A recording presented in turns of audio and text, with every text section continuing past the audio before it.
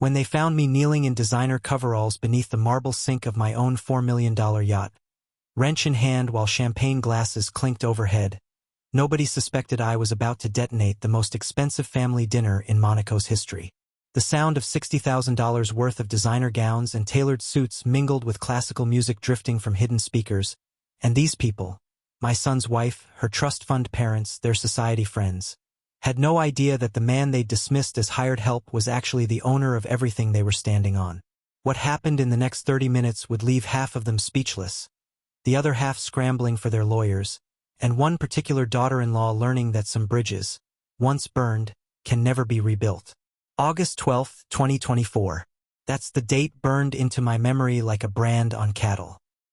The day everything changed aboard my own yacht while I knelt on Italian marble, fixing a leak that nobody else could be bothered to address.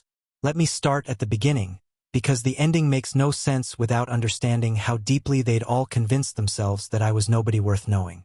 My name is Fletcher Hendricks, and 3 years ago, at age 65, I was worth exactly $47 million before taxes. After capital gains, legal fees, estate planning, and the financial engineering that comes with selling a business built over 4 decades, I netted about $28 million. Still enough to buy a 127-foot Sunseeker yacht without checking my bank balance twice, but not the infinite wealth people assumed when they saw me stepping off private jets or dining at restaurants where the wine list started at $300 a bottle. The mathematics of my life were straightforward enough if you knew how to read the ledger. I'd started Hendricks Plumbing Supply in 1978 at age 19 with a rusted Ford van, my father's tools, and a $5,000 loan from Arizona Bank and Trust that required my mother to co-sign because I had no credit history. The loan officer, a thin man named Peterson who wore wire-rimmed glasses and spoke like he'd rather be anywhere else, had made it clear he was doing us a favor.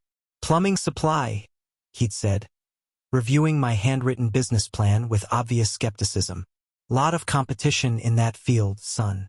Big companies with established relationships." What Peterson didn't understand was that competition was exactly what I was counting on. The big companies served the big contractors, but Phoenix in 1978 was full of small operators who needed someone willing to deliver pipe fittings at 7 a.m. or stay open until midnight when an emergency job required specialized parts. I built Hendricks Plumbing Supply, one $5 purchase and one satisfied contractor at a time.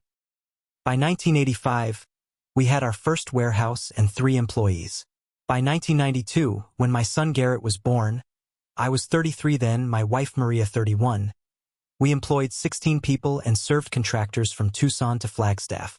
Maria used to joke that Garrett's first words were compression fitting, because I'd come home every night talking about inventory and supplier relationships and the constant challenge of staying ahead of cash flow. Those were good years, the kind you don't appreciate until they're gone. Maria would pack sandwiches for me and Garrett on Saturday mornings when I took him to job sites, teaching him to recognize different pipe sizes and watching him hand me tools with the serious concentration that only a 7-year-old could bring to important work. He'd wear miniature work boots and a hard hat I'd bought specially for him, and contractors would grin when they saw my assistant carefully organizing nuts and bolts in his tiny toolbox. "You're raising him right, Fletcher," my foreman Tom Bradley used to say. "Kid understands that work has dignity." Tom had started with me in 1983, fresh out of high school and strong enough to load pipe all day without complaining. By 1995, he was managing our largest warehouse and training new hires in the kind of customer service that kept contractors coming back. Good people were the foundation of everything. I learned that early and never forgot it. The business grew steadily through the 1990s and exploded during the housing boom of the early 2000s. Phoenix was adding 50,000 new residents annually, and every new house needed plumbing. We opened warehouses in Tucson, Flagstaff, and Yuma, then expanded into New Mexico and Nevada. By 2010, Hendricks Plumbing Supply employed 347 people and generated $38 million in annual revenue. But success, I discovered, came with complications I'd never anticipated, especially when it came to family dynamics. Garrett had earned a scholarship to Arizona State, then transferred to Harvard Law after his sophomore year. The transition wasn't easy. Harvard was expensive even with financial aid, and the cultural gap between Phoenix Plumbing Supply and Cambridge legal theory was wider than the Grand Canyon. But Maria and I were proud, even when Garrett's phone calls home became shorter and less frequent, filled with references to people and places we'd never heard of. He's finding his place in the world, Maria would say when I worried that we were losing our son to a lifestyle we didn't understand. That's what we wanted for him. She was right, of course. We'd worked 18-hour days so Garrett could have opportunities we'd never imagined. But success has a way of changing people, and by the time Garrett graduated from Harvard Law in 2016, he'd developed a subtle but unmistakable discomfort with questions about his background.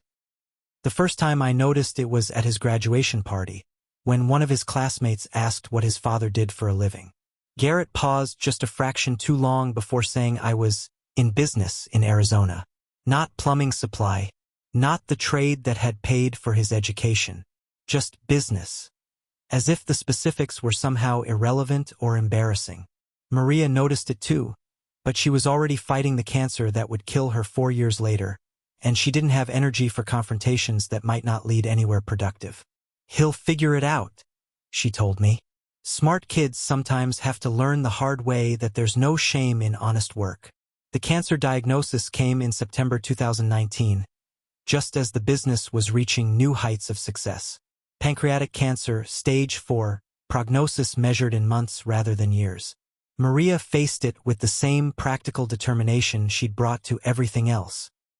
Organizing her affairs, planning for outcomes she wouldn't live to see, making sure Garrett and I understood how to maintain the relationships that mattered.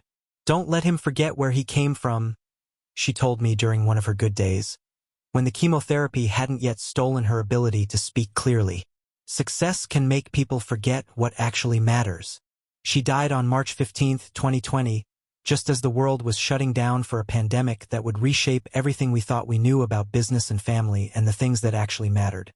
The funeral was limited to 10 people because of restrictions, but Tom Bradley and 12 of my longest-serving employees stood in the parking lot outside the church, wearing masks and maintaining social distance while we said goodbye to the woman who'd kept the company's heart beating for 31 years. Garrett flew in from Phoenix, where he joined Morrison, Foley, and Associates after graduation. He looked older than his 28 years, wearing a black suit that probably cost more than most people made in a month, and I noticed that he spoke differently now, more formal, more careful with his words, like he was always aware of who might be listening. "Dad, I'm sorry I wasn't here more," he said after the service, and I could hear the guilt that would follow him for years. "You were building a career," I replied. "That's what she wanted for you."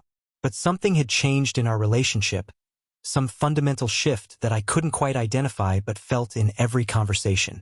The easy familiarity was gone, replaced by a politeness that felt like distance. When Garrett talked about his work, it was in abstract terms, corporate law, securities regulation, fiduciary duties, that bore no resemblance to the tangible problems I dealt with every day. When I talked about the business, I could see him mentally checking out, his attention shifting to his phone or the television or anything that didn't require him to engage with the reality of how his lifestyle was actually funded. The business sale came together in late 2020, as the economy was recovering from pandemic lockdowns and national chains were looking to expand into markets they'd previously ignored. Home Depot Supply offered $47 million for everything: warehouses, inventory, customer relationships, and the Hendricks name that had meant something to Arizona contractors for 42 years. "It's a good offer," my lawyer advised. "Better than good, actually. They're paying a premium for your market position and customer loyalty." I was 61 years old, tired in ways that sleep couldn't fix, and missing Maria with an intensity that made every business decision feel hollow. The money would secure Garrett's future and give me options I'd never had time to consider while building the company. I accepted the offer in January 2021 and spent the next 8 months transitioning ownership while learning what it meant to have more money than I could reasonably spend in whatever time I had left. The yacht idea came from Patricia Kim, a financial advisor who specialized in helping newly wealthy entrepreneurs navigate the psychological and practical challenges of sudden liquidity. Patricia's office in Scottsdale was deliberately understated: leather chairs, native art, views of Camelback Mountain, designed to make successful people feel comfortable rather than intimidated. "You've spent 43 years building something," she said during our first meeting in March 2021.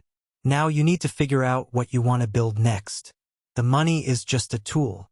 We discussed various options: real estate investment, angel funding for startups, charitable foundations, travel. Patricia had worked with dozens of entrepreneurs who'd sold businesses, and she understood the disorientation that came with sudden financial freedom. A lot of my clients struggle with identity after a sale, she explained. They've defined themselves by their work for decades, and suddenly that structure is gone. The key is finding new purposes that align with your values. The yacht represented something I couldn't quite articulate at first. Not just luxury, but mobility, freedom, the ability to travel without schedules or itineraries, to wake up in Monte Carlo or Barcelona or anywhere the Mediterranean touched land. After 43 years of being available for emergencies and responsible for payroll and tied to a business that demanded constant attention, the idea of genuine independence was intoxicating. The Sunseeker Predator 130 was more yacht than I'd originally planned to buy, but when I saw her at the Monaco Yacht Show in September 2021, the decision made itself. 127 feet of British engineering, capable of crossing oceans or navigating shallow harbors with equal grace. The seller, a tech entrepreneur from Silicon Valley, had commissioned her in 2019 but lost interest after his own business required more attention than he'd anticipated. She's perfect for someone who understands quality, he told me as we toured the main salon with its hand-stitched leather and custom millwork. Most yacht owners never really use them properly. They become floating hotel rooms for parties. I bought her for $4.7 million and immediately set about making her a working vessel rather than a showpiece. Captain Andreas Kellner came with impressive credentials. 30 years of experience on yachts ranging from racing boats to expedition vessels, with licensing for both European and Caribbean waters. His crew of two, engineer Luis Santos and stewardess Emma Clark, had worked together for 5 years and understood both the technical demands of maintaining complex systems and the service expectations of discerning owners. Monsieur Hendricks, Andreas said in his precise English, colored by a German accent that made every word sound carefully considered. What kind of yacht owner do you intend to be? It was an interesting question. I chartered boats before but never owned anything larger than a fishing boat on Lake Pleasant. The learning curve would be steep. Understanding weather systems, navigation protocols, the diplomatic complexities of entering foreign ports with an American-flagged vessel. The kind who actually uses her, I replied. I want to understand how everything works, from the generators to the navigation systems. I don't plan to be a passenger on my own boat. Andreas smiled, recognizing something familiar in my attitude. Very good. Most owners want to pretend the complexity doesn't exist. You cannot properly command what you do not understand. Over the following months, I split my time between Phoenix, selling the house Maria and I had lived in for 28 years, settling final business obligations, and Monaco, where I was learning to navigate both the yacht and the expatriate community that revolved around the harbor. The Monaco apartment came available through Marcus Delacroix, who operated one of Europe's most exclusive security and concierge services. Marcus specialized in helping wealthy Americans establish European residences, navigating the bureaucratic maze of visa applications, tax treaties, and the social protocols that governed life among the international wealthy.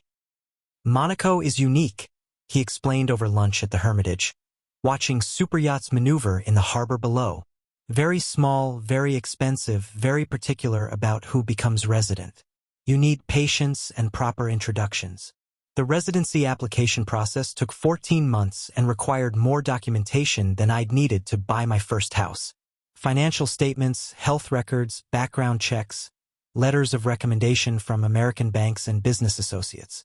The French bureaucracy operated on its own timeline, and every document required translation by certified translators who charged premium rates for their services. But Monaco offered something I couldn't find in Phoenix: anonymity among people who understood wealth without making assumptions about how it was earned. In Arizona, I would always be Fletcher the plumber who got lucky. In Monaco, I was simply another American retiree with enough money to afford the lifestyle. The apartment itself was modest by Monaco standards. 2 bedrooms, harbor views, a kitchen I would never use since most meals came from restaurants or the yacht's galley. but it provided a European base and qualified me for the residency status that would eventually allow longer-term stays without visa complications. Living between two countries turned out to be more complex than I'd anticipated. The tax implications alone required a specialist attorney in both jurisdictions, plus annual filings that tracked every day spent in each country to maintain compliance with both American and French obligations. Currency exchange became a constant consideration: euros versus dollars, timing conversions to minimize losses, hedging strategies I'd never needed when all my business was denominated in dollars. But the complications were worth it for the freedom the yacht provided. By winter 2021, I was spending weeks at a time cruising the Mediterranean, learning to read weather patterns and understand the rhythms of life on the water. The serendipity became my floating office, connected to global markets through satellite internet while anchored in bays that hadn't changed since Roman times. Andreas proved to be an excellent teacher, patient with my questions and generous with his knowledge. "The sea teaches humility," he would say when I became overconfident about my growing navigation skills. "Even the largest yachts are small compared to the ocean." I learned to respect weather forecasts, to understand the difference between manageable and dangerous conditions, to read the subtle signs that indicated when it was time to seek harbor rather than continue toward a planned destination. The Mediterranean was generally forgiving, but it could turn violent without warning, and prudent seamanship meant always having alternative plans. The yacht systems fascinated me in ways that reminded me of learning plumbing 45 years earlier. Generators, water makers, navigation electronics, hydraulic systems, all required understanding and maintenance to function reliably. Luis, the engineer, was happy to explain how everything worked, recognizing a fellow professional who appreciated technical competence. "Most owners," he told me while checking the engine room during a passage to Corsica, "they want to push buttons and have everything work perfectly. They don't understand that boats are complex machines that require constant attention." Emma, the stewardess, handled provisioning, meal service, and the housekeeping that kept a yacht functioning as a comfortable residence. She'd worked on boats ranging from racing yachts to expedition vessels, and she understood the psychology of people learning to live on the water. "It takes time to adjust," she said during my first extended cruise. "Living on a boat is different from visiting one. You start to think differently about space, about possessions, about what you actually need for comfort." She was right. After 6 months of regular yacht life, I found myself appreciating simplicity in ways I'd never experienced while accumulating the possessions that filled a 4-bedroom house. Everything on the yacht had a purpose, a place, a reason for being there. It was refreshing after decades of accumulating things simply because I could afford them. Garrett visited Monaco for the first time in April 2022, flying in from Phoenix for a long weekend that was supposed to be a celebration of my new lifestyle. I'd been looking forward to sharing the yacht with my son, to showing him what was possible when you had the freedom to wake up in different countries and explore coastlines that had hosted centuries of history. But from the moment he stepped aboard the Serendipity, I could sense his discomfort with the conspicuous luxury. He admired the craftsmanship, the hand-stitched leather, the exotic wood paneling, the technology that made ocean travel as comfortable as staying in a 5-star hotel. But he seemed embarrassed by it somehow, as if the yacht's elegance reflected poorly on his own values or judgment. "It's impressive, Dad," he said as Andreas gave him a tour of the bridge, explaining the navigation systems and safety equipment. "Really impressive. I just never imagined." "Never imagined what?" "That you'd want something like this. It's so different from how we lived in Phoenix." We'd lived modestly in Phoenix because the business required constant reinvestment and because Maria had insisted on saving for Garrett's education and our eventual retirement. But the business sale had changed those equations, and I'd discovered that money unopposed to purpose was just numbers on financial statements. "Different doesn't mean wrong," I replied, but I could see the conversation was making him uncomfortable. That evening, we dined at Joel Robuchon, one of Monaco's most exclusive restaurants, where a simple meal cost more than most people spent on food in a month. Garrett wore a suit that fit him perfectly but looked somehow wrong, like he was playing a role he wasn't sure he understood. "So what's the plan?" he asked over appetizers that were more art than food. You're going to cruise around the Mediterranean indefinitely? I'm going to do whatever feels meaningful, I replied. Maybe that's cruising, maybe it's something else. I have time to figure it out. But don't you miss the business? Miss having something productive to do? It was a fair question, and one I'd been asking myself during long evenings anchored in quiet bays. The yacht was beautiful, Monaco was fascinating, but I was beginning to understand the difference between luxury and purpose. I miss the satisfaction of building something, I admitted, but I don't miss the stress or the constant responsibility. 43 years of never taking a real vacation takes a toll. Garrett nodded, but I sensed he didn't really understand. At 30, he was still building his career, still focused on advancement and achievement and the metrics that measured professional success. The idea of stepping away from productive work probably seemed like surrender rather than freedom. The weekend ended with polite promises to stay in touch, but I felt like we'd somehow grown further apart rather than closer. Garrett returned to Phoenix and his corporate law practice, while I continued learning to navigate Mediterranean waters and European culture. The distance between us became more apparent when he started dating Sloane Pemberton in late 2022. I first heard about her during one of our weekly phone calls, when Garrett mentioned meeting someone really special at a legal conference in Scottsdale. "She's from Connecticut," he said, his voice carrying an enthusiasm I hadn't heard since high school. "Old family, really sophisticated. I think you'd like her." When he said old family, something in his tone suggested that this was an important credential rather than just biographical information. When he said sophisticated, I wondered what that implied about the rest of us. I met Sloane for the first time in December 2022, when they visited Monaco during the Christmas holidays. She was everything Garrett had described: blonde, polished, carrying herself with the unconscious confidence that comes from never having worried about money. But there was something calculating in her assessment of the yacht, the apartment, the lifestyle that my business sale had made possible. "This is quite impressive, Fletcher," she said as we toured the Serendipity, her voice carrying just enough surprise to suggest she'd expected something less sophisticated from a former plumber. "Garrett didn't do it justice when he described your situation. My situation. Not my success. Not my hard work. Not the business I'd built over 4 decades. My situation, like I'd fallen into wealth through luck rather than effort." Over dinner that evening, Sloane asked careful questions about my background, my business, my plans for the future. They were polite questions, but they felt like an interview, as if she was evaluating whether I met some standard she'd established for acceptable in-laws. "Plumbing supply," she repeated when I explained how I'd made my money. "How fascinating. I've never met anyone in that field. Not business, not industry. Field, like plumbing was some kind of agricultural endeavor rather than a skilled trade that kept civilization functioning." Garrett seemed oblivious to the subtle condescension, or maybe he was choosing not to notice.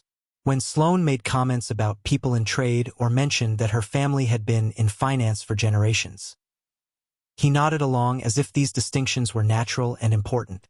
"Sloane's grandfather started Pemberton Capital in 1952, he told me proudly. They manage investments for some of the oldest families in Connecticut."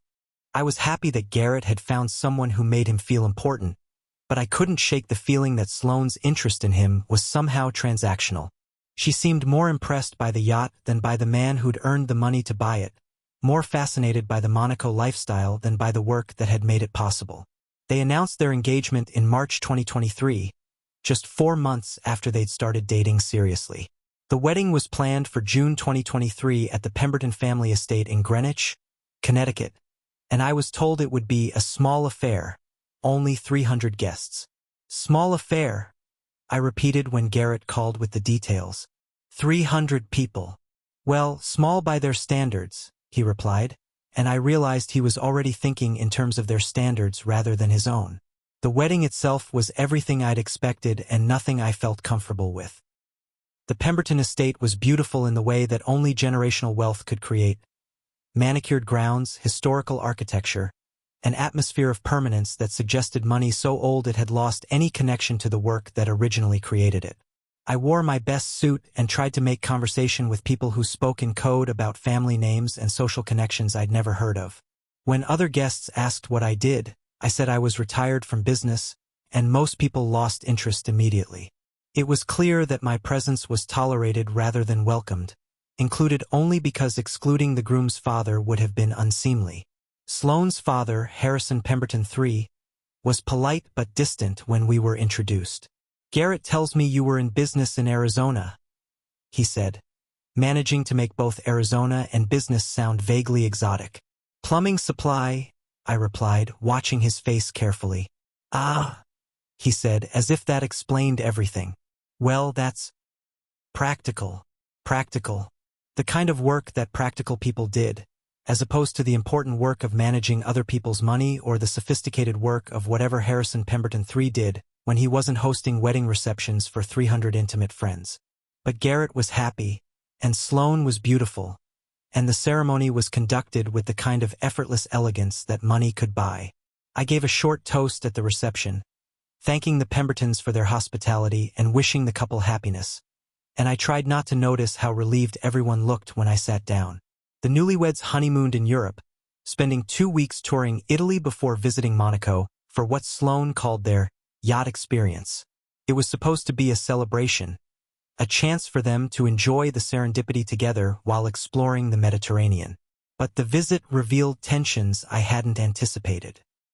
Sloane loved the yacht's luxury but seemed uncomfortable with the practical aspects of boat life, the need to plan around weather, the close quarters that made privacy difficult, the dependence on crew for services she expected to be invisible. More troubling was her subtle but persistent campaign to reshape both Garrett and me into something more acceptable to her social circle. She suggested that I might enjoy cultural activities more than technical interests, that Garrett should consider specializing in wealth management law rather than general corporate practice, that we should think about establishing a proper social presence in Monaco. "It's important to be seen with the right people," she explained over dinner at the yacht club, where she'd insisted we join despite my complete lack of interest in club membership. "Monaco has a very particular social structure." I bit my tongue and tried to be supportive, but I was beginning to understand what Maria had meant when she'd warned me about people who measured others by their usefulness rather than their character. The decline in my relationship with Garrett was gradual but unmistakable. Our phone calls became shorter and more formal. His visits to Monaco became less frequent and more strained. When we did spend time together, he seemed increasingly uncomfortable with references to the business that had funded his education and lifestyle. The change was most obvious when other people were present. If Sloane's friends asked about his background, Garrett would say his father was in business or invested in various ventures. Never plumbing.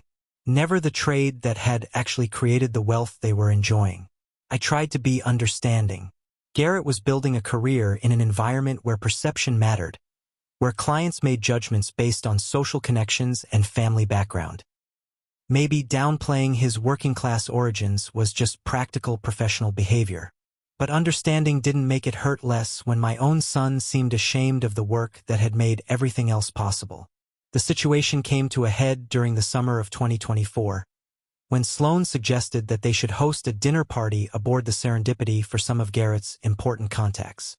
The guest list included partners from major law firms, executives from investment companies, and several members of Monaco's social elite.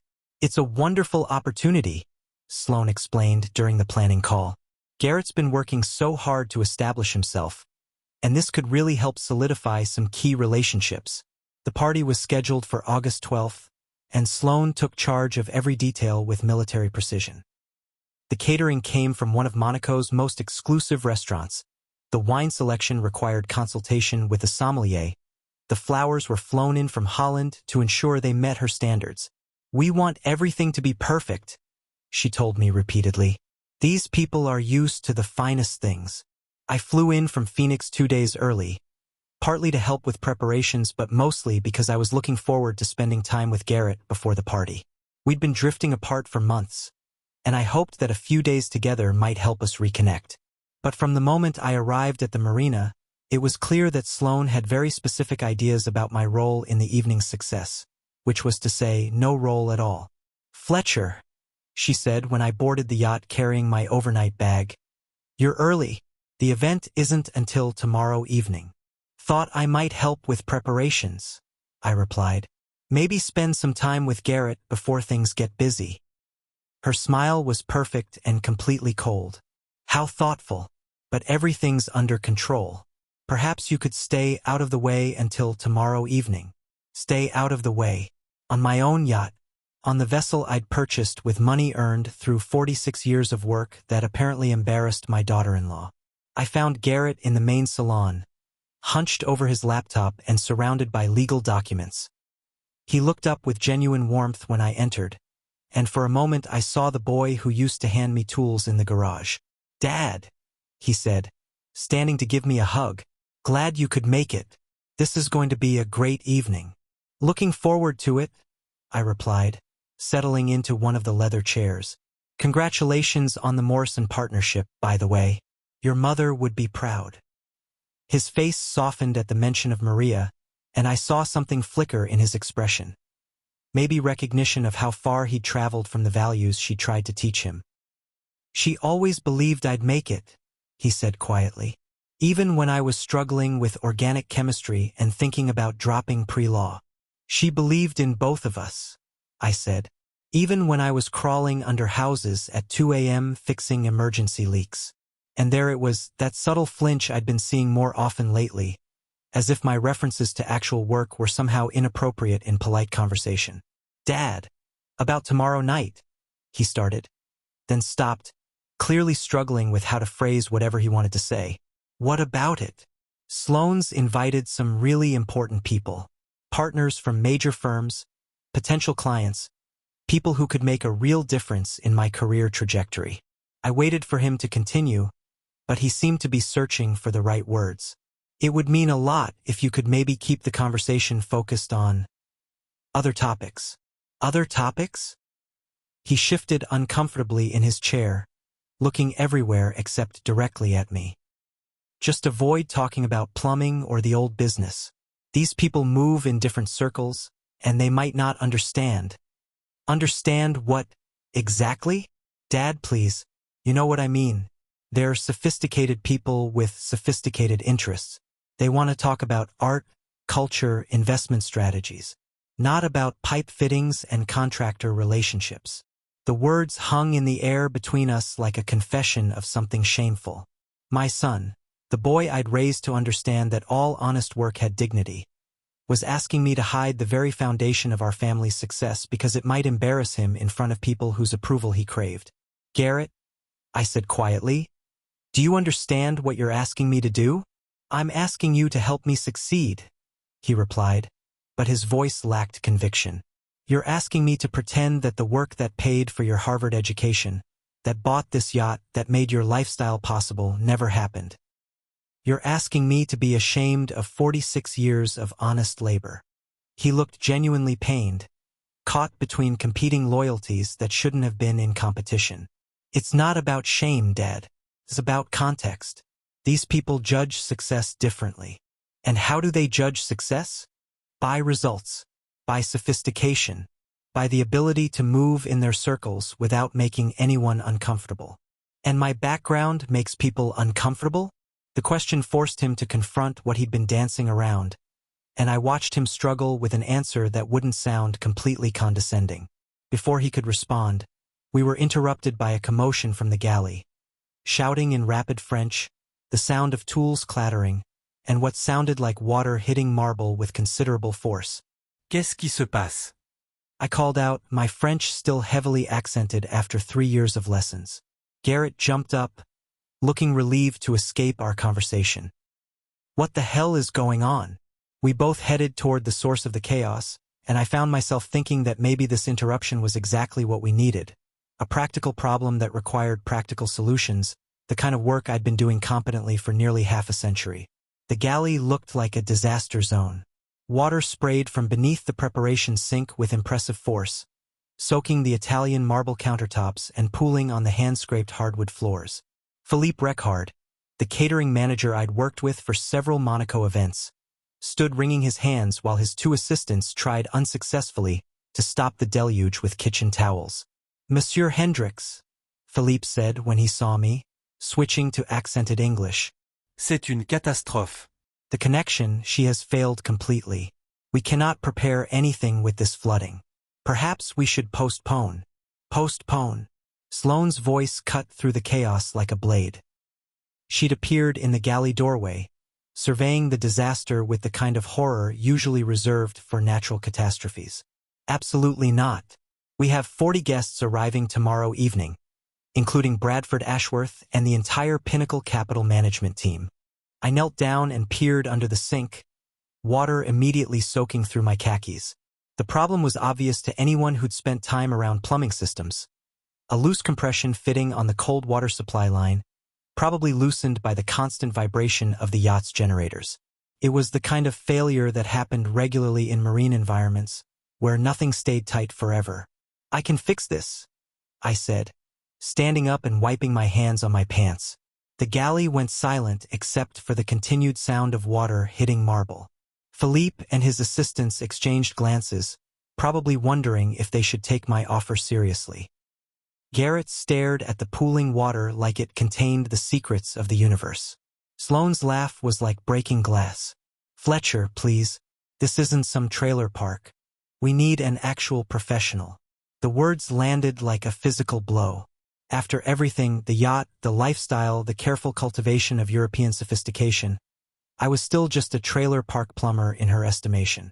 Someone whose expertise was inherently suspect, whose background disqualified him from solving problems in polite society. I am a professional, I said quietly. 46 years in the trade. That's different, Sloane replied, her voice carrying the kind of condescension that wealthy people perfected over generations. This is $1 million galley with specialized fixtures imported from Italy. We need someone who understands luxury installations, not someone who's used to working on ordinary projects. I looked at my son, waiting for him to say something, anything. Here was his chance to stand up for his father's expertise, to acknowledge that the man who'd built a successful business might actually know something about plumbing systems. Instead, Garrett stared at the floor like a guilty child, his face pale with the recognition that this moment would define something fundamental about our relationship. Sloane, I said, turning back to her. I've installed systems in houses worth more than most people see in a lifetime. I think I can handle a loose compression fitting. Her eyes narrowed, and I realized she understood exactly what was happening. This wasn't really about plumbing expertise. It was about whether I would accept her definition of my place in their world. I won't have dirty plumbers embarrassing us in front of the right people, Fletcher. Not when we're trying to make the right impression on people who matter. Dirty plumbers. There it was, finally spoken aloud. The contempt that had been lurking beneath every polite conversation, every careful introduction, every suggestion that I might want to broaden my interests beyond technical matters. 46 years of building something from nothing, of employing hundreds of people, of earning enough money to buy the yacht we were standing on. Reduced to those 2 words by someone who'd never worked a day in her life. I looked around the galley, taking in the custom cabinetry that cost more than most people's cars, the professional-grade appliances that required the same basic understanding of water pressure and electrical systems that I'd been mastering since 1978, the marble countertops that were beautiful but no more complex to work around than any other surface. Every inch of it had been paid for with money earned by a dirty plumber who apparently had no place in the sophisticated world he'd purchased. You know what, Sloane? I said quietly, pulling out the small toolkit I always carried, a habit from decades in the trade that had driven Maria crazy and apparently embarrassed my son. You're absolutely right. I knelt back down beside the sink and located the source of the problem. The fitting was French-made, actually superior to most American equivalents in terms of materials and engineering tolerances. But a loose fitting was a loose fitting, regardless of its pedigree or price point. 30 seconds with an adjustable wrench, careful not to over-tighten and crack the marble surround, and the water flow stopped completely. I turned the supply valve back on and watched for leaks, checking the connections with the methodical thoroughness that had prevented callbacks and built customer loyalty for nearly half a century. Perfect. Dry. Professional. Voila, I said, standing up and wiping my hands on a towel. Fixed by a dirty plumber. Philippe's relief was obvious. He'd been facing the prospect of explaining to 40 VIP guests why their dinner party had been canceled due to a plumbing failure. His assistants immediately began mopping up the water and assessing what needed to be cleaned or replaced. Sloane stared at the sink like I'd performed actual magic, her entire argument undermined by the embarrassing efficiency with which I'd solved a problem that had seemed insurmountable just minutes earlier. "How did you?" she started, then stopped herself. 46 years of experience," I interrupted. "The kind you get from actually working instead of inheriting wealth and pretending that makes you superior to the people who create it." I looked directly at my son, who was still standing frozen in the galley doorway, his face cycling through expressions I couldn't quite read. Shock, embarrassment, maybe a flicker of something that might have been pride before it was quickly suppressed. "Garrett," I said, "we need to talk, privately." He followed me out to the aft deck, where the late afternoon Mediterranean sun was painting everything in shades of gold and amber. The harbor was full of other yachts, other wealthy people living lives of carefully curated sophistication. But suddenly it all felt hollow and performative. "Dad, please don't make a scene," he said, his voice tight with panic. "These relationships are crucial for my career. If word gets out that there was some kind of family drama." "Family drama?" I repeated. "Is that what you call it when your wife insults your father's livelihood and you stand there saying nothing?" She didn't mean it the way it sounded. She meant it exactly the way it sounded, and you know it. The question is whether you're going to continue enabling her contempt for the work that made your life possible. Garrett looked back toward the galley, where we could hear Sloane directing Philippe's crew with renewed efficiency.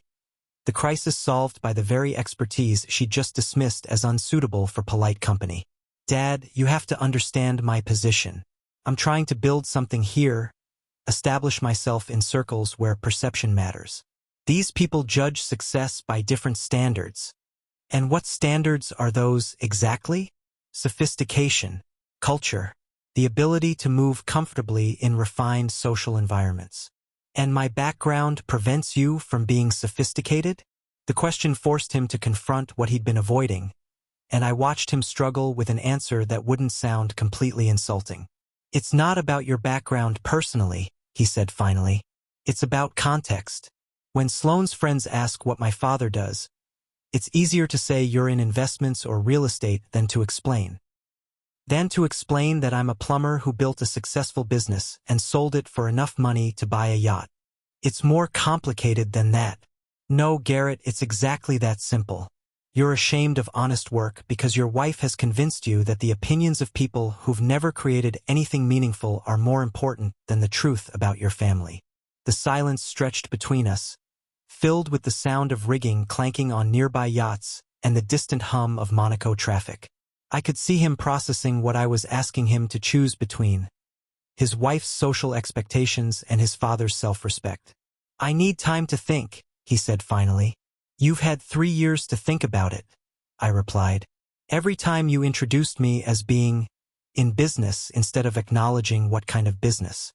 Every time you changed the subject when someone asked about our background. Every time you chose her comfort over my dignity. Dad, please. Can't we just get through tomorrow night? After that, we can sit down and talk about this properly." "No," I said quietly. "I'm done pretending to be something I'm not so your wife can feel comfortable around people who measure worth by how successfully you hide your origins." "What are you saying?" "I'm saying you have a choice to make right now. You can go back in there and ask your wife to treat your father with basic respect, or you can continue choosing her social anxieties over our relationship. But I won't be part of tomorrow night's performance." The conversation that followed was one of the most difficult of my life. Garrett pleaded, argued, tried to find some middle ground that would preserve both his relationship with Sloane and his connection to me. But there wasn't any middle ground left. Too many compromises had already been made. Too many insults had been absorbed in the name of family harmony. "Dad, she's my wife. I can't just..." "You can't just what?" "Ask her to stop insulting your father? Expect her to show basic courtesy to the man who paid for the lifestyle she enjoys. It's not that simple. It is exactly that simple. Marriage doesn't require you to abandon your family or your values. If Sloane can't accept that your father was a plumber who built a successful business, then she can't accept you either. I left him standing on the deck and went to my stateroom to pack my overnight bag. The party would go on without me, and maybe that was exactly what everyone needed. A chance to see whether the yacht felt as luxurious when the man who'd paid for it wasn't there to be embarrassed by. As I packed, I could hear Sloane's voice through the bulkhead, explaining to Philippe that there had been a minor family misunderstanding, but that everything was back on schedule. No mention of the man who'd actually solved the problem, just smooth damage control designed to maintain the illusion that everything was perfectly under control. 20 minutes later, I stood on the dock watching Philippe's crew efficiently prepare for a dinner party on my yacht, hosted by people who just made it clear that I wasn't welcome at my own table. The irony wasn't lost on me. I was paying for everything, from the yacht purchase to the annual marina fees to the catering, but I was the only person who didn't belong. My phone buzzed with a text from Garrett. "Dad, please come back. We can work this out." I typed back, "When you're ready to work it out honestly, you know where to find me." The taxi ride to Nice Airport gave me time to think about what had just happened. At 68, I'd finally learned to stop apologizing for who I was, but the lesson had cost me my relationship with my son. Whether that was permanent remained to be seen. The next morning brought the inevitable phone call from Bradford Ashworth, managing director of Pinnacle Capital and one of the VIP guests who'd been expecting dinner aboard the Serendipity. I was sitting on the terrace of the Hotel Negresco in Nice, watching early morning joggers circle the Promenade d'Anglais while I considered whether to make an offer on a waterfront apartment I'd viewed the previous evening. "Fletcher." Bradford's voice carried the crisp authority of someone accustomed to having his calls returned promptly. "We need to discuss last night's situation." I'd been expecting this call. In circles like Monaco's social elite, word traveled fast when someone disrupted carefully planned events, especially when that someone was the yacht owner himself. "What situation would that be, Bradford?" "Your son called me this morning. Something about a family emergency that required you to leave unexpectedly. He suggested you might be experiencing some health issues that affected your judgment." Of course he had. Garrett was nothing if not diplomatic, probably following Sloane's script for damage control. Instead of admitting that his father had walked out on his own party after being insulted by his daughter-in-law, he was spinning it as a medical concern that explained erratic behavior. "My health is fine," I said calmly, "but there was definitely a judgment issue involved." "I see." Bradford's tone suggested he saw more than he was letting on. "Well, these family matters can be delicate. Perhaps we could discuss your investment portfolio over lunch? I understand you have considerable liquidity following your business sale." There it was, the real reason for the call. Pinnacle Capital specialized in managing money for newly wealthy entrepreneurs who needed guidance navigating investment strategies they'd never had to consider before. The fact that I'd disrupted a social event was less important than the fact that I had $28 million available for professional management. "Actually, Bradford, I've been reconsidering my investment approach. I think I prefer working with people who understand where my money came from." The pause on the other end was telling. "I'm not sure I follow. The money you want to manage was earned by a dirty plumber. If that's a problem for your social circle, it's probably a problem for your business relationship too." Another pause, longer this time. I could practically hear him recalibrating, trying to determine whether I was serious or just testing his reaction. "Fletcher, I think there may have been some miscommunication last night. I have nothing but respect for entrepreneurs who've built successful businesses, regardless of the industry." "Bradford," I interrupted gently, "let me save you the effort. My daughter-in-law spent 3 years trying to distance me from my background because she thought it would help her husband's career. Last night I realized that anyone who's ashamed of honest work isn't worth impressing." I ended the call and immediately dialed Madame Dubois, my French attorney, who could recommend financial advisors who worked with American expats without requiring them to apologize for their origins. The nice apartment purchase went through 6 weeks later, giving me a base in a city that felt more authentic than Monaco's artificial perfection. Nice was a working city with real residents who earned their livings in recognizable ways, not a playground for people whose wealth was so old they'd forgotten how it was originally created. The apartment itself was smaller than my Monaco place but had something the Monaco residents lacked, a connection to actual life. From my terrace, I could see fishing boats working alongside pleasure craft, construction crews restoring 19th-century buildings, delivery trucks navigating narrow streets that had been designed for horses rather than automobiles. It reminded me that work was what made civilization possible, that someone had to actually build and maintain and repair the infrastructure that allowed sophisticated people to live sophisticated lives. Patricia Kim came recommended by Madame Du Bois as someone who specialized in cross-border wealth management for American entrepreneurs. Her firm, Kim & Associates, operated offices in both Nice and San Diego, with proper licensing in both jurisdictions and expertise in the regulatory requirements that governed international investment. The thing about self-made wealth, she explained during our first meeting at her Nice office, which overlooked the Bay de Angeles, is that it requires a different approach than inherited money. You understand risk because you've lived it. You understand value because you've created it. My job is to help you deploy that understanding across 2 tax systems while preserving your independence. Patricia was younger than I'd expected, maybe 45, with the kind of sharp intelligence that came from working with clients who'd earned their money instead of inheriting it. Her office was deliberately understated, furnished with quality pieces that emphasize competence rather than trying to intimidate with obvious luxury. Bradford Ashworth manages money for people who've never had to worry about making payroll or covering rent, she continued. There's nothing wrong with that approach, but it doesn't fit everyone's psychology or objectives. She pulled out a tablet and showed me several case studies.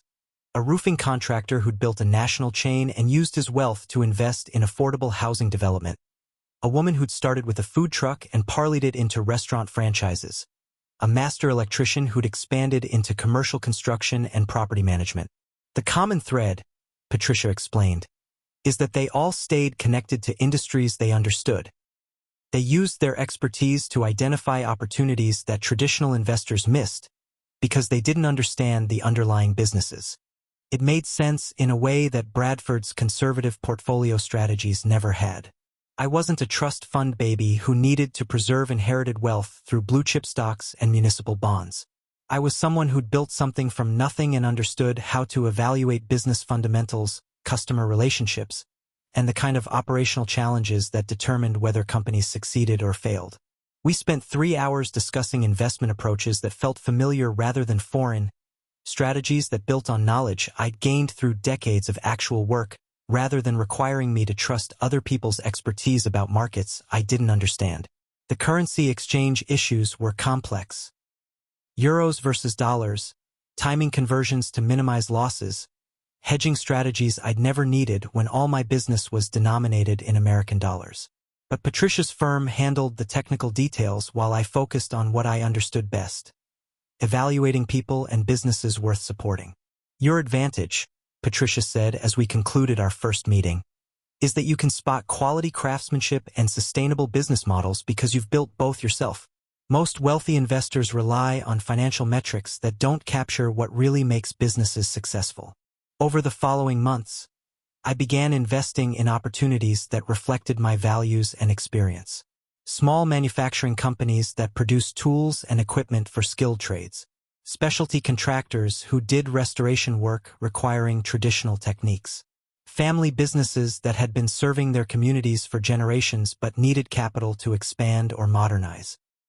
It was during one of these investment reviews that I met Antoine Moreau, a master carpenter whose furniture workshop in Antibes was struggling to expand despite having more orders than he could fulfill with his current capacity.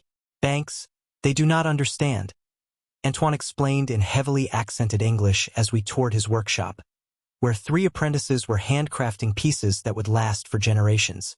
They see only numbers on papers, not the quality of work or the relationships with customers who come back every year.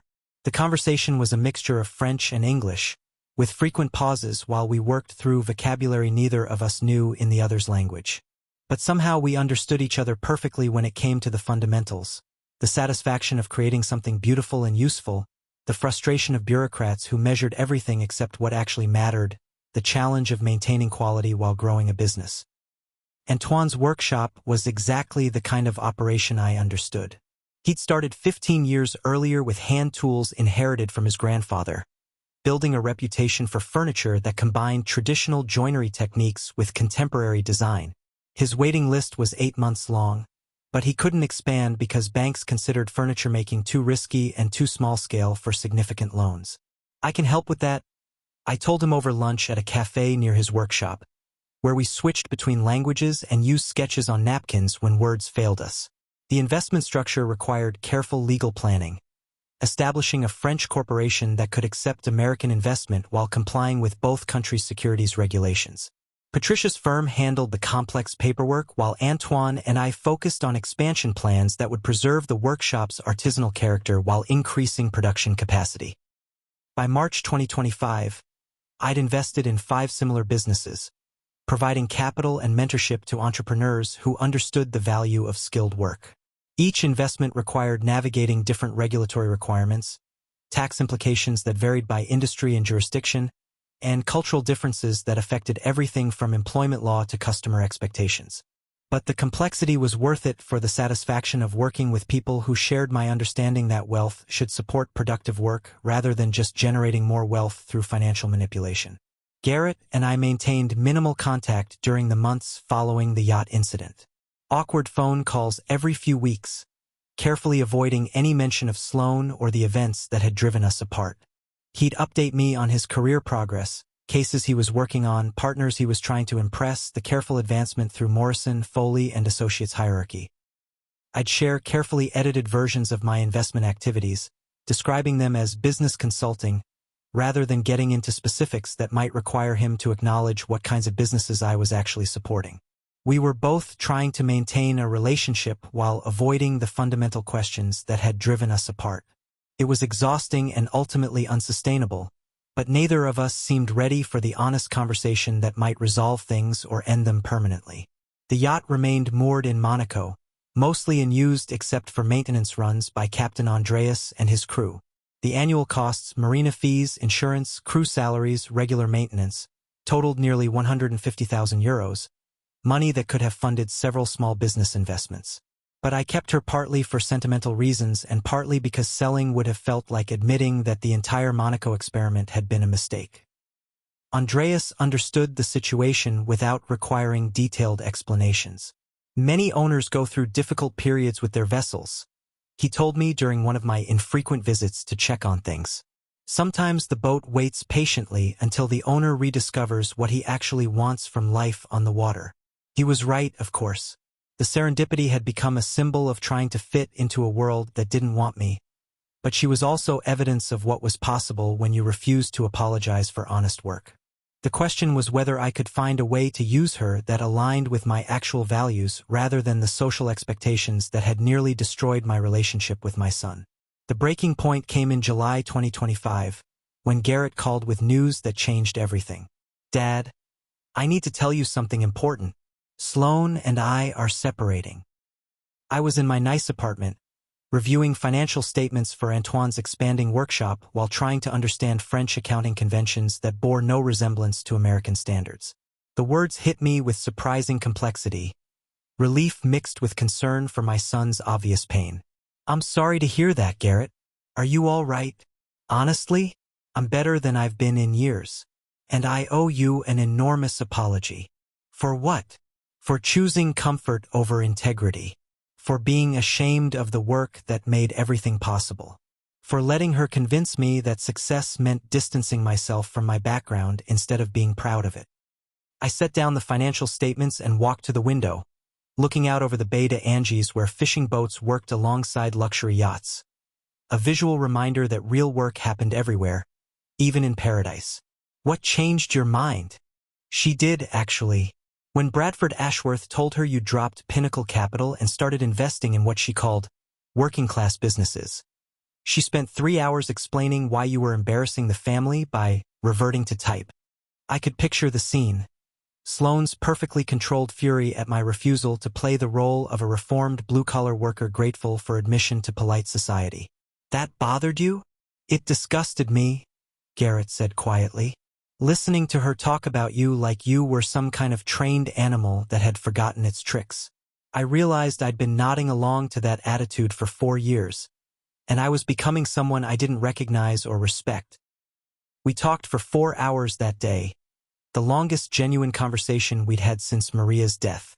It was difficult, full of long pauses, false starts, and moments when we both struggled to find words for feelings we'd kept buried for too long. But it was also healing in ways I hadn't expected. Garrett explained how the marriage had gradually isolated him from his own values, how Sloane's constant pressure to elevate himself had made him ashamed of the very qualities that had gotten him into Harvard Law in the first place. The work ethic he'd learned watching me build a business. The respect for competence over credentials that Maria had instilled. The understanding that real success came from creating value rather than just capturing it. She never wanted me, he said during one of the most difficult parts of the conversation. She wanted what I represented. Access to your money, social credibility from my Harvard degree, and escape from the trust fund conditions her grandfather had imposed. The divorce proceedings took 8 months and revealed things about Sloane that neither Garrett nor I had fully understood. The trust fund with its marriage requirements. The family pressure to maintain a lifestyle she couldn't actually afford on her own. The constant anxiety about measuring up to social standards that had nothing to do with character or capability. She was terrified, Garrett told me during one of our weekly phone calls. Terrified that her family would cut her off if they thought she'd married beneath their expectations. That explains why she was so desperate to reshape both of us. She wasn't just being snobby, she was fighting for financial survival. Understanding Sloane's motivations didn't excuse her behavior, but it helped explain the intensity of her efforts to distance our family from its working-class origins. In her world, perception really was reality, and any association with trade threatened her access to the inherited wealth that funded her lifestyle. The settlement was expensive but fair, giving Sloane enough money to maintain her independence while protecting Garrett's future earnings. More importantly, it freed him to make decisions based on his own values rather than her social anxieties. I want to understand what you're building, he told me during his first visit to NICE in April 2026. These partnerships with people who actually make things. It's completely different from anything I learned in law school or corporate practice. We spent 2 weeks touring my various investments, meeting the entrepreneurs I'd been working with, and discussing business models that prioritize sustainability over short-term profits. Garrett wore jeans instead of suits, asked intelligent questions about manufacturing processes and customer relationships, and seemed genuinely interested in work that created tangible value. The transformation wasn't immediate or dramatic, more like a gradual awakening to possibilities he'd never considered. The law degree that had once represented escape from working-class origins became a tool for helping working-class entrepreneurs navigate complex regulations and contract negotiations. I spent 6 years learning to structure deals for people who already had more money than they could spend, he said as we watched Antoine's apprentice's hand-carved details on a dining table commissioned by a hotel in Cannes. But this is different. This is about helping people build something that will outlast quarterly earnings reports. By October 2026, Garrett had made a decision that would have horrified his ex-wife. He took a sabbatical from Morrison, Foley and Associates to join me full-time in what we'd started calling Hendricks Ventures. Are you sure about this? I asked as we signed partnership papers in Patricia's nice office, surrounded by documents in both French and English that established our investment entity under both American and French law. You're giving up partnership track at a prestigious firm for something that might not work out. Dad, for the first time in my adult life, I'm excited about Monday mornings. I'd rather risk failure doing something meaningful than succeed at something that makes me ashamed of where I came from. The legal structure was formidable, establishing entities that could operate across 2 jurisdictions, tax arrangements that satisfied both American and French authorities, compliance procedures that seemed to multiply every time we thought we understood them. But Patricia's firm handled the technical details while we focused on what we understood best: evaluating people and businesses worth supporting. The business grew steadily through late 2026 and into 2027, not through dramatic acquisitions or flashy deals, but through careful partnerships with entrepreneurs who shared our values of craftsmanship and integrity. We specialized in businesses that required both capital and expertise. Furniture makers like Antoine, specialty manufacturers who produced tools for skilled trades, artisan workshops that created products designed to last decades rather than seasons.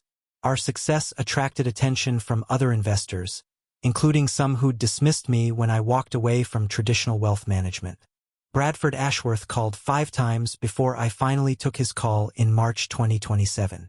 Fletcher, I've been following your venture activities through industry publications.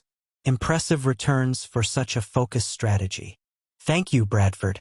Though I should clarify, we're not venture capitalists in the Silicon Valley sense. We're partners in businesses we understand because we've done similar work ourselves. Regardless, Pinnacle would be interested in co-investing in your next round of deals. Our European operations have been looking for exactly this kind of alternative investment opportunity. I looked across my office at Garrett, who was reviewing contracts for a ceramic studio whose founder had learned her craft from masters who traced their techniques back to Renaissance Italy. My son's sleeves were rolled up, revealing forearms that had developed actual muscle from weekends spent learning traditional woodworking techniques alongside Antoine's apprentices. I appreciate the interest, I told Bradford, but we prefer working with partners who understand the businesses as well as the financials. I'm sure we could arrange for our analysts to spend time with your portfolio companies. Conduct proper due diligence. Bradford, when was the last time you picked up a chisel or operated a lathe or understood how anything is actually made? The pause was longer than necessary, probably while he considered whether I was testing him or genuinely asking. Our expertise is in financial analysis and market strategies, risk assessment and portfolio optimization. Exactly. And ours is in working with people who build things that last longer than quarterly earnings reports. After ending the call, I reflected on how much had changed since that August night on the yacht. The financial returns were important. Our portfolio had appreciated faster than the broader European markets. But the real satisfaction came from working with people who shared my understanding that wealth without purpose was just elaborate scorekeeping. Not all of our investments succeeded, of course. A textile workshop in Graz failed when the founder's health issues prevented him from training apprentices effectively. A small electronics manufacturer in Nice struggled with quality control problems that ultimately required more capital than we were prepared to invest. A furniture restoration company in Antibes couldn't compete with cheaper alternatives when the local market shifted toward mass-produced pieces. But even the failures taught valuable lessons about business fundamentals, market conditions, and the importance of understanding both the opportunities and the risks involved in supporting small-scale manufacturing. Unlike the abstract financial instruments that Bradford's firm favored, these were real businesses with real challenges that required practical solutions. The difference, Patricia explained during one of our quarterly reviews, is that you're investing in things you understand. When problems arise, you can help solve them instead of just monitoring from a distance. She was right. When Antoine's workshop faced delivery delays due to a supplier problem, I could help him find alternative sources because I understood the relationship between quality materials and finished products. When Marie Claire's ceramic studio needed to upgrade her kilns, I could evaluate the equipment options because I'd spent decades making capital investments in specialized machinery. The cultural aspects of doing business in France continued to challenge me, but they also provided unexpected insights into different approaches to work and life.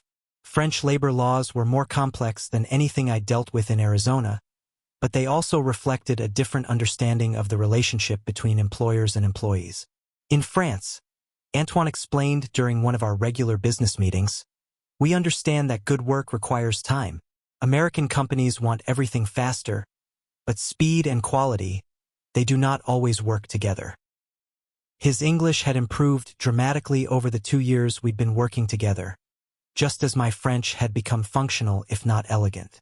More importantly, we'd learned to communicate about the things that mattered most: quality standards, customer relationships, the satisfaction that came from creating something that would outlast both of us. The phone rang one Tuesday morning in June 2027, and I saw Sloane's name on the caller ID. I hadn't spoken to her since the divorce was finalized, but curiosity made me answer. Fletcher. Her voice carried the same calculated warmth I remembered, but with an undertone of something new, uncertainty, maybe even desperation. "I hope you're well, Sloane. What can I do for you?" I wanted to apologize for my behavior that night on the yacht, and really for my entire attitude toward your background and your values. Through my office window, I could see Antoine's delivery truck pulling up to a gallery that specialized in handcrafted furniture. Another example of honest work creating something beautiful and useful. The kind of business that made my investment portfolio both profitable and meaningful. "I appreciate the apology," I said carefully, "but I'm curious about the timing." "Well, I've been reading about your new business ventures. The Financial Times article was quite impressive, and I had no idea you were building such a successful portfolio." There it was. Not an apology for her attitude toward working-class people, but recognition that my working-class businesses had generated the kind of media attention that impressed her social circle. The Financial Times piece had focused on cross-border investment strategies and the trend toward artisanal manufacturing, treating our work as if it were a sophisticated financial innovation rather than a return to supporting the kind of businesses that had always created real value. "Sloane, the businesses haven't changed. They're still run by people who work with their hands, who build things, who get dirty in the process of creating value. The only thing that's changed is that someone wrote an article about the financial returns. Of course, I understand that. I just think I may have been too hasty in my assessments of the potential for these kinds of investments." "My assessments were accurate," I said gently. "I am exactly what you said I was, a dirty plumber who got lucky. The difference is that I'm no longer ashamed of that, and I'm no longer interested in impressing people who think I should be." The conversation ended politely but definitively. Later, Garrett told me she'd made similar overtures to him, suggesting that perhaps they'd both been too quick to seek divorce, that maybe they could work through their differences now that his family's business ventures had become more respectable. "What did you tell her?" I asked. "That I'm not the same person who married her. That I've remembered some things about myself that I'd forgotten. That I'd rather be proud of honest work than ashamed of where I came from." As 2027 drew to a close, Hendricks Ventures had established itself as a unique presence in the Franco-American investment community. We weren't the largest or most prominent fund, but we developed a reputation for understanding businesses that other investors overlooked or misunderstood. Our portfolio included 12 active investments employing nearly 400 people in jobs that created tangible value. Master carpenters restoring historical buildings, manufacturers producing precision tools that would last generations, artisans maintaining traditional techniques that connected contemporary work to centuries of accumulated knowledge. More importantly, we'd proven that success didn't require abandoning your origins or apologizing for honest work. The entrepreneurs we partnered with were building sustainable businesses that served their communities while generating returns that exceeded most traditional investment strategies. The serendipity finally found her proper purpose that December, when we used her to host our first annual partners meeting. Instead of Sloane's carefully curated society guests, we welcomed the entrepreneurs we'd invested in, along with their families and key employees. Antoine brought his 3 apprentices and their girlfriends. Marie-Claire brought examples of her latest work, ceramic pieces that combined traditional techniques with contemporary designs. Philippe, the yacht catering manager who'd witnessed the original confrontation, brought his signature desserts and helped coordinate a menu that celebrated regional ingredients and traditional cooking methods. The conversations flowed in a mixture of French and English, with frequent pauses for translation and occasional sketches on napkins when words failed entirely. But the underlying understanding was universal, the satisfaction of creating something lasting and meaningful, the pride that came from work well done, the sense of community that developed among people who shared similar values. "This is what the yacht was meant for?" Andreas told me as he watched our guests examine Antoine's latest furniture pieces arranged throughout the main salon. "Not to impress people who already have everything, but to bring together people who understand what it means to build something worthwhile." He was right. For the first time since buying the Serendipity, she felt like home rather than just an expensive possession. The luxury was still there.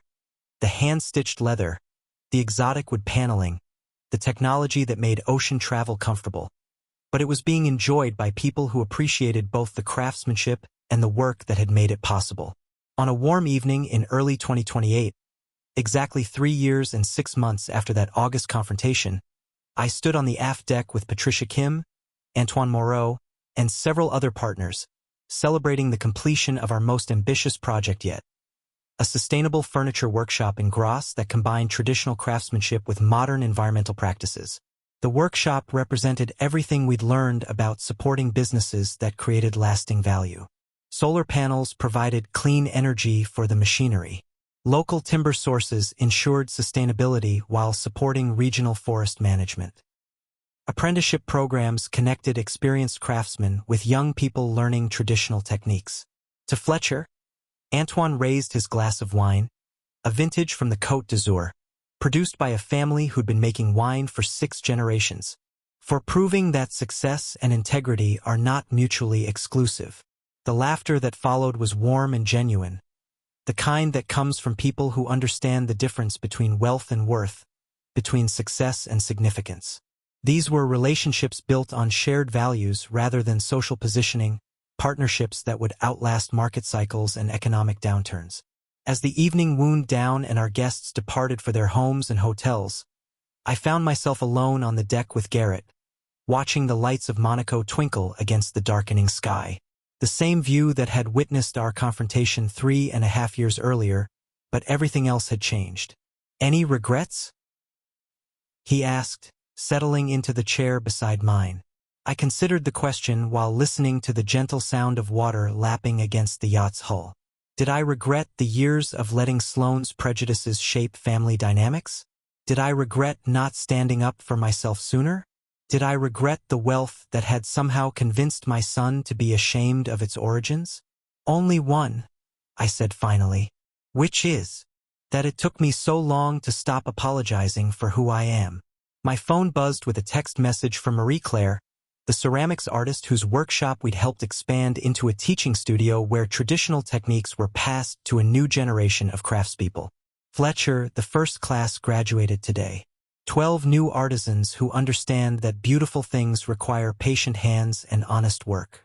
Thank you for believing in what we're building." I smiled and typed back a reply that would have been impossible 4 years earlier, when success meant trying to fit into other people's definitions of respectability. Proud to be part of preserving traditions that matter. Beautiful work deserves beautiful support. Garrett noticed my expression. "Good news. The best kind," I replied. "Another generation learning that the best things in life are built, not bought." Above us, stars began appearing in the Mediterranean sky, same as they had for countless generations of people who'd done honest work in difficult times. Tomorrow would bring new challenges, currency fluctuations to manage, regulatory changes to navigate, cultural barriers to overcome. The dual residency meant constant paperwork, tax filings in 2 countries, and the ongoing challenge of managing investments across different legal systems. But tonight, sitting on a yacht bought with money earned through work I was proud of, surrounded by evidence of what was possible when you refused to apologize for your values, I felt something that all of Sloane's social connections could never provide. I felt like I belonged exactly where I was, doing exactly what I'd chosen to do, with people who understood that dignity wasn't determined by other people's opinions. "Dad," Garrett said quietly, "I've been thinking about Mom lately, about what she'd think of all this."